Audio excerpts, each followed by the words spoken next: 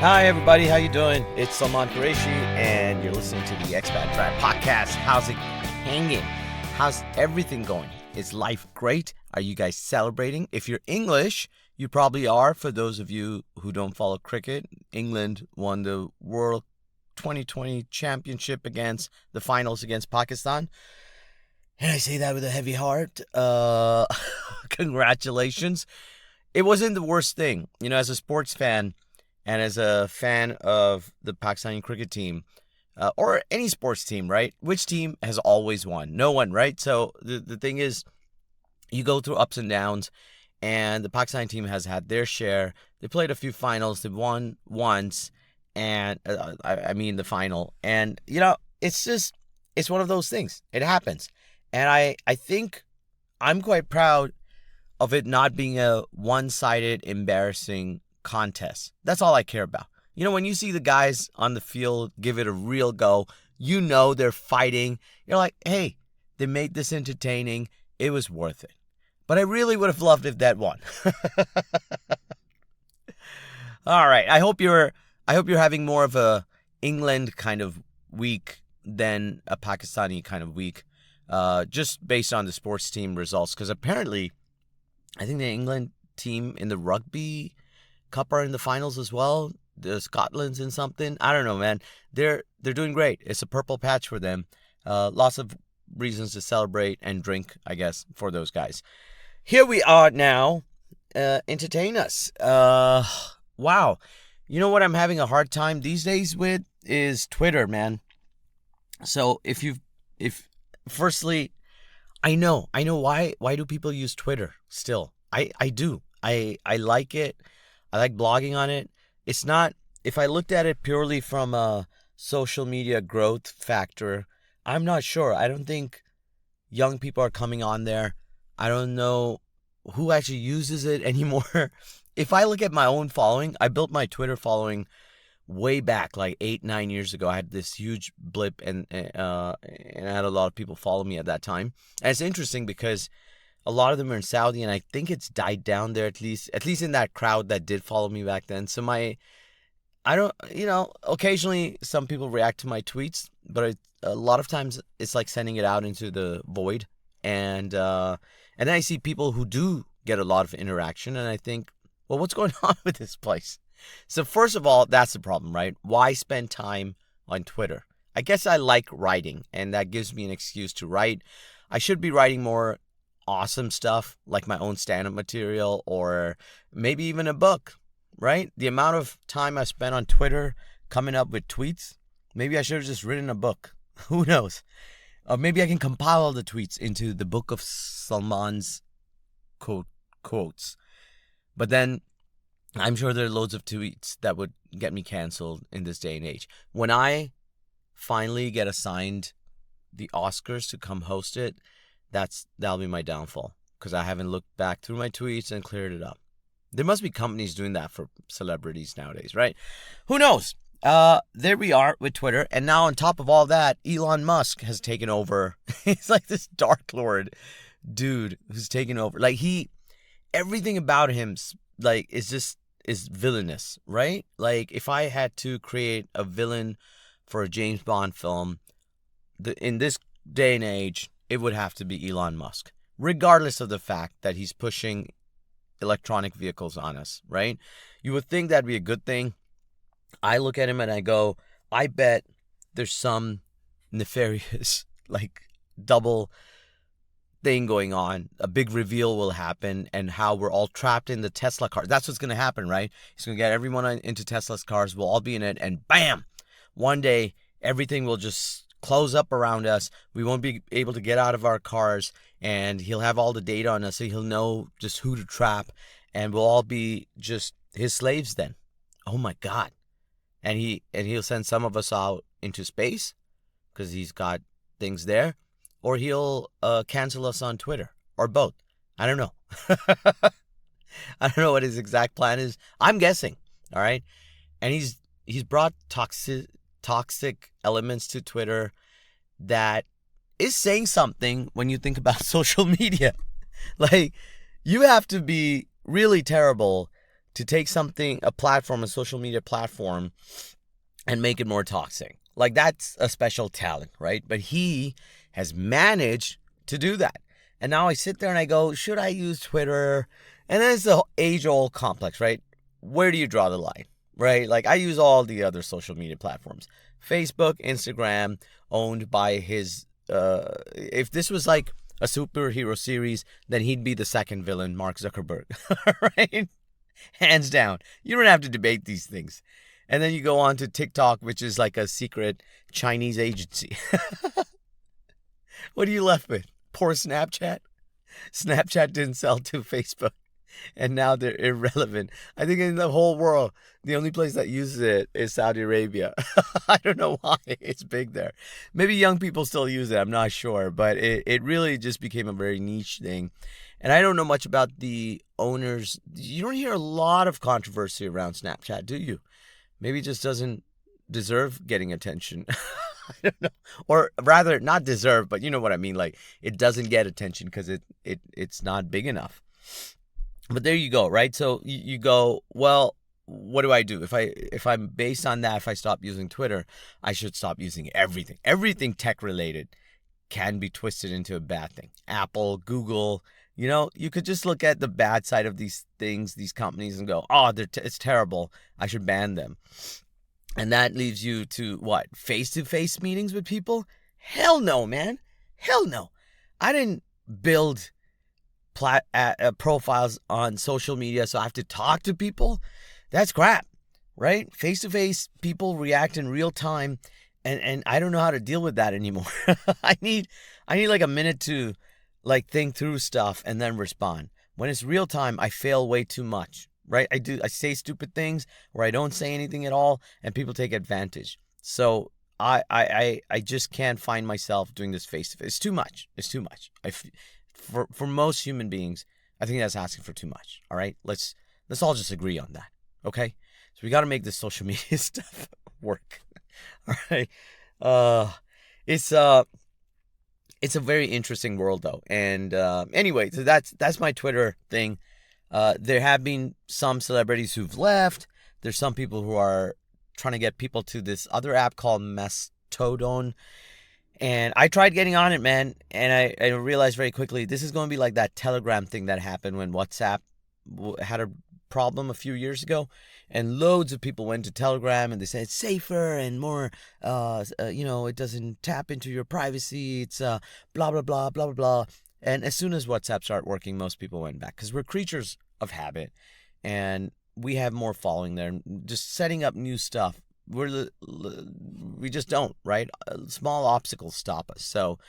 So I feel like Mastodon, however it's pronounced, whatever this app is, it's just too complicated. Just signing up for it was a whole ordeal, man. So I'm, unfortunately, while it's probably the right thing to do, I don't think that's happening.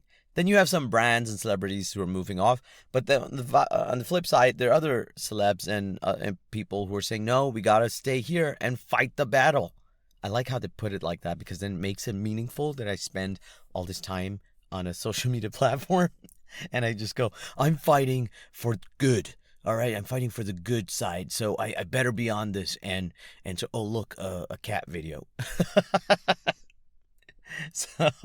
So that's my deal with Twitter. I'd love to know what you guys have been doing with it. Have you dropped off? Do you even use it? And are you listening to this going, why am I listening to this old dude using Twitter, man? Everybody's on Instagram and TikTok. Come over there, Salman. But I like typing sometimes. I still tap into my Facebook a lot too. And I don't know. Facebook still apparently has billions of users, right?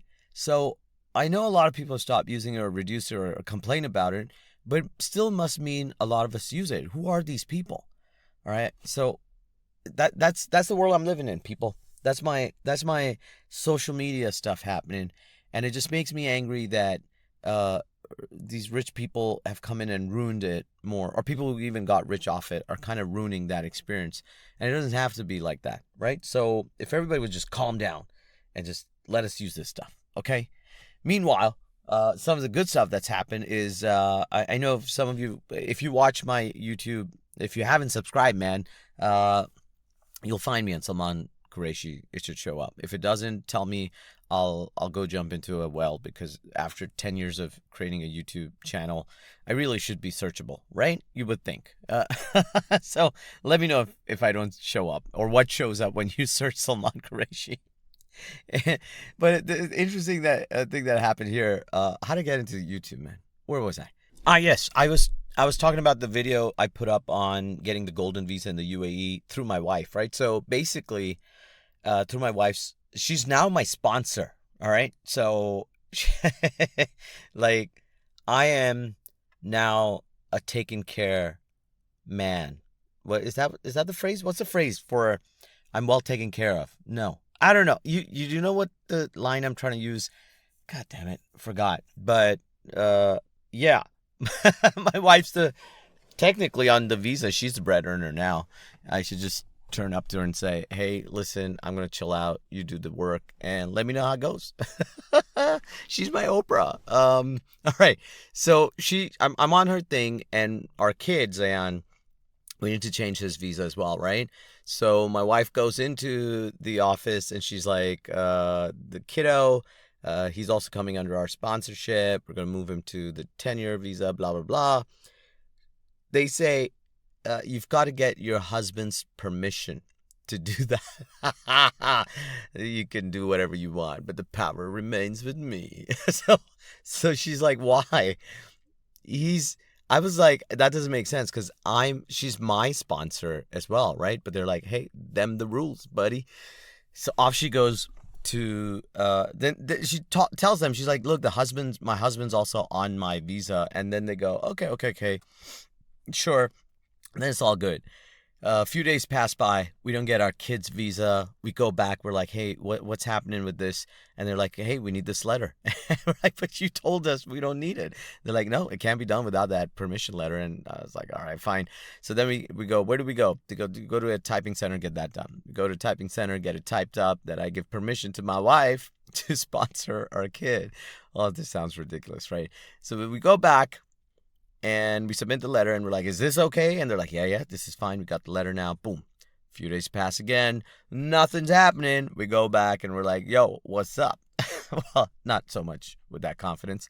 Hey, excuse me. Could you help us with our son's visa, please? I'm not sure what's happening.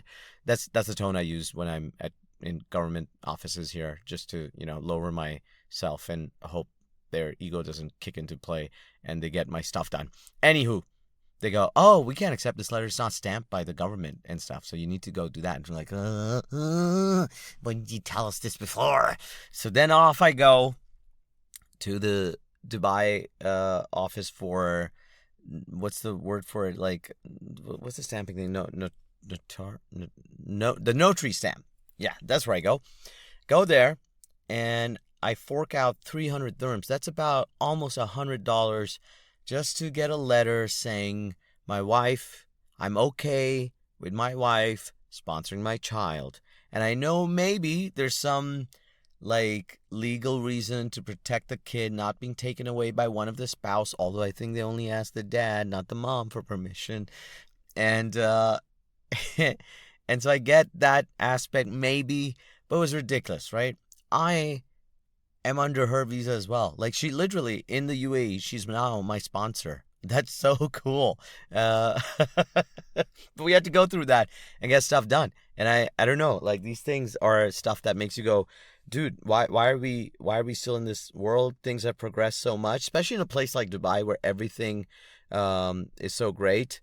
So yeah, I just gotta change this up, people. And I'm sure they will. At some point. All right. So that's cool. Right. I'm getting ready for, if you're in Dubai, come down to the Courtyard Playhouse, because I'm going to be doing, the next few Mondays, I'm going to be doing the Bollywood improvised show. That's so cool. We take a guest, we put them on stage, and we take them through an experience of what being the protagonist in a Bollywood film will be. And it's a lot of shenanigans and mistakes and stuff.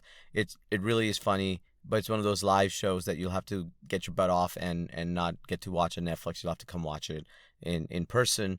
So look those up if you are. We're really working hard on it. we actually dance in that too. Like we've got a choreographed dance bit that we slid in. Uh, it's interesting, but I'm finally getting my head around the Saudi visa thing, guys. So I know I've been talking a lot about coming to Saudi and performing there. It's something I really want to do. I want to hit Riyadh and Jeddah, particularly maybe the Tehran, the Dammam, Khobar, that side as well. But it's finally coming together on how to get a visa for a year, multiple entry, and so I can go back and forth and do some shows. And I'm really excited about it. And I'm really glad Saudi's opened up. They really have made it very easy now to do this. So it's very cool. And I'm going to keep you guys posted on that aspect. See how my comedy travels there. It's really exciting. The place is really exciting right now. They're doing so many events. They're doing a lot of investment into arts and culture, and it just makes me really happy. So I really want to hit that back and have Al Baik in Saudi. There's something pure about that I want to do. So those are just keep your fingers crossed. I've got my fingers crossed that stuff kind of works out. Yeah, and that's all I'm doing. I'm doing work, performances. And I'm watching a lot of sports these days. I haven't had a lot of new shows and everything that I've been impressed with. So I can't really recommend something at the moment and flick through and see what's going on. But I had one show that I watched on OSN out here, Ex-Wife, and it's 4 episodes long. You know, it comes back to the same thing I keep saying about a lot of shows. It would have been a great movie. And because they've split it into 4 one-hour episodes, it just fizzles out towards the end. You know what's happening. You're kind of over the big hump and the big reveal. And then there's an hour left to wrap things up. And you're like, come on, man. You lost me at episode 3. So it's worth watching, except like the last 30 minutes is a drag. They just could have made it really good and sharp by making it a movie, which is what it was. All right. So everyone's like, listen, this is a great story, great script. Now just elongate it to 4 hours, 10 hours so we can make some money off it or keep people hooked on for longer. I don't know what it is. This is funny how social media is going shorter, and series are going longer on TV, 2 different worlds. And I wonder if young people are watching these series. I should talk to them more and find out, right? So not much on that, but sports. I'm loving it. Lakers. Holy crap. That's a train wreck, right? That's more entertaining than a lot of the shows and stuff I'm watching. Like just watching this bunch of aging superstars just like running off track and imploding. Do you think they'll make a strong comeback in the season? I don't think so, right? I think LeBron needs to just get out of there because it's not going to happen. I think the owners of the Lakers, the management team just needs to go, this didn't work. We've tried it for a couple of years now. Get rid of people, get those drafts in, get the young blood in, rebuild, right? I think both sides have got to go, hey, we got a championship out of it. Well done. Booyah. Because neither of them have time to go through this terrible season. Even if they did, and somehow they made it to the playoffs or something. What's the point when you next season? It's not like you're going to go, okay, we're fixing some problems so that next year we win the championship. Hell no, man. I don't think these problems are going away. I think they really need to just dismantle. And that's the story of the Lakers right now. But the Bulls are the team that's really hurting me right now because they started off well. I was really hoping they're going to pull together things. I know the moves they made off season, I was a bit like, that's not really addressing some of your problems. And now it's coming to show to everybody what's happening. But I really thought they started off decently, and now they're like a point par 500 team. And I'm just like, come on, man. You start winning some games. They can. When they're good, they're good. They're fun to watch. And yet they're not clicking. But the horrific thing that's been happening in the NBA, what's happening with Warriors, man? They've lost 7 games on the road. Curry is fantastic. But why are they losing? I have no idea. This is another interesting thing. They're under .500, I think, right now at the moment. So they're not even making the playoffs. I know they'll turn it around probably. More faith in the Warriors than I do with the Lakers. But it's interesting. This whole season has been crazy, right? Utah Jazz, which threw away their superstars, are like topping the league. Is this an early season blip that's happening and things will turn around and go back to normal and blah, blah, blah? Or is this like a new world order or just, people are just teams. Some teams are just, yeah. This is an interesting season already. I can't wait to see how it unfolds and finishes, and which team eventually comes out on top. It's got so much going on already that is fantastic. Will people make moves? Will 80 end up in some other team? Who wants him? And the best part is, I get to sit on my overweight, fat ass, putting on weight while I munch on loads of fatty food and judge these athletes. That's the best part about watching professional sports, people. That is the thing that sets me apart from everybody else. These athletes maybe making millions, but they have they can't protect themselves from my criticism. That is a bit that's amazing. They'll probably never hear anything I've said. They're not listening to this, but I deep down I feel good about it. All right, so screw you guys and your millions of dollars and stuff. We need to stop that shit as well. I think the problem is these rookies coming in getting $100 million. And it's not out of spite. I was never in that league, so I was never going to be one of those people. But man, it's crazy. What job does that, right? I think it's time they got to sit down and go, yo, I think we messed that bit up. People should at least have 2 years under their belt and show some promise before you're allowed to earn $100 million or something, like sign a contract that big. Really, it should be that, shouldn't it? I don't know. Maybe then you go into player protection, blah, blah, blah. I don't know, right? And then you grow old and you don't want to leave, like Ronaldo. Oh my God, that's unfolding right now, and I can't wait to see what happens with that. Ronaldo's finally lost it, and he's just gone, this club is against me, and the manager doesn't like me, and they're like kids. When you watch these sports things unfold, you're like, these are kids. They're kids fighting, like parent and child fighting, and it's ridiculous because I'm just like, you're paid way too much to be acting like that. Just put on your shit and do your job and earn that money, man. Like no other profession gets to get away with that much whining or acting out like that. At least not if you're earning that much money. Actually, I take that back. CEOs, right? They don't do anything that deserves the payout they get. It's a losing game. We're all playing unless you're the one on top. And that's the truth of the matter. All right, guys. I think I'm done with this. I've spoken enough. I got a busy week ahead. I might be flying around as well. I have a few gigs to do. So thank you for listening. Keep a lookout for the next episodes. Send me your love. Share the episode. Take care of yourself. Goodbye. Take care. Bye. And as a dog would say, woof.